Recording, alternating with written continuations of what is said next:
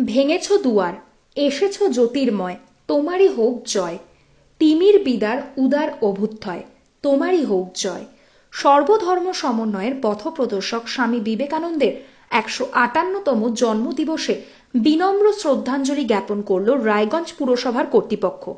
রায়গঞ্জ শহরের বিবেকানন্দ মোড়ে বিবেক চেতনা উৎসব ও জাতীয় যুব দিবস অনুষ্ঠানের মধ্যে দিয়ে স্বামী বিবেকানন্দের জন্মতিথি পালন করা হলো।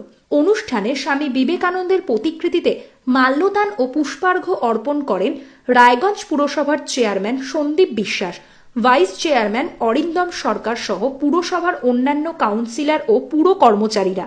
অনুষ্ঠানে বিশিষ্ট ব্যক্তিদের মধ্যে উপস্থিত ছিলেন রায়গঞ্জের বিশিষ্ট শিক্ষাবিদ সুশীল গোস্বামী, শুভেন্দু মুখার্জি সহ অন্যান্য ব্যক্তিবর্গ।